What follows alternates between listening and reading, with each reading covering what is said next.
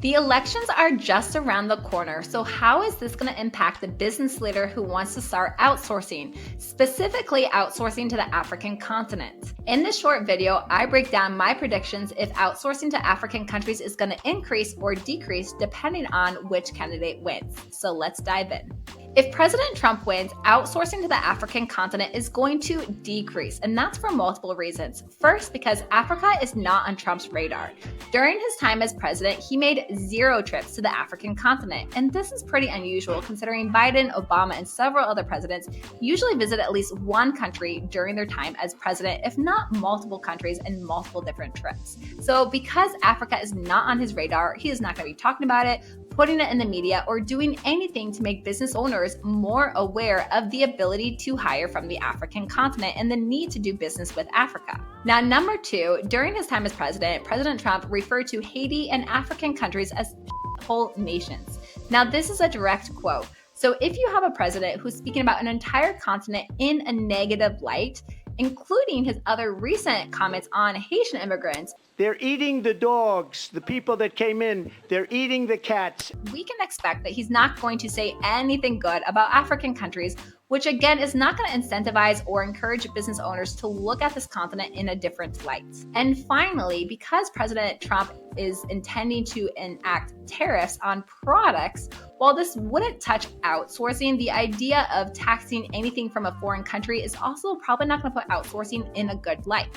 Now, if you've seen my other videos, you know that outsourcing does not actually take jobs away from Americans. So hopefully most American business owners realize this. But the general idea I'm coming at is that if Trump wins, there will be a decrease in outsourcing to the African continent, even to the own detriment of small business owners in the US who would actually greatly benefit from having more affordable talent labor. Now, if Kamala Harris wins, there are a few things that we also need to keep in consideration. The first is because she has already visited the African continent during her time as VP, I do expect that she will encourage business with the African continent, which in my opinion is a good thing. However, when she puts in that $50,000 tax deduction for small business owners, these owners need to realize that $50,000 is great and significantly better than it was previously, but it still doesn't mean you should go out and blow the entire budget on one single role if you're looking at hiring. So yes, if business owners get this deduction, please note that you should use that money smart. And what you should do is either hire more team members from the African continent so you get more work done with the same amount of money, or if you're using that money to hire someone locally, why not hire someone who's going to be a BDR manager or an SDR manager and then can help grow your overseas team while making sure you have a US person manage it. That would actually be the best way to use that money. Now, second, during Biden, he implemented about $6 billion worth of aid for the continent, which is great to see his interest in African countries. However, as we all know, aid actually doesn't have the intended impact it is supposed to have and often isn't very efficient use of money.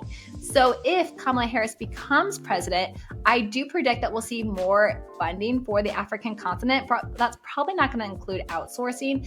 If we continue viewing these African countries as only needing aid, again, it doesn't help business owners see the potential of hiring from the continent. So that's one other thing we always have to keep in mind. To sum it up, if Trump becomes president, outsourcing to Africa will decrease, which is actually a detriment to US business owners if you look at the data that shows that outsourcing actually helps small business owners get ahead. If Kamala Harris becomes president, I do believe that outsourcing to Africa will continue to grow because she's already seen it in a more positive light and has visited the countries. However, we have to keep in mind that these countries don't need more aid. They actually just need jobs.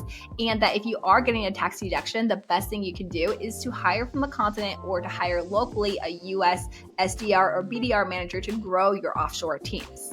Now, that's my opinion. Tell me in the comments below what you think will happen if either candidate wins in terms of outsourcing to the African continent.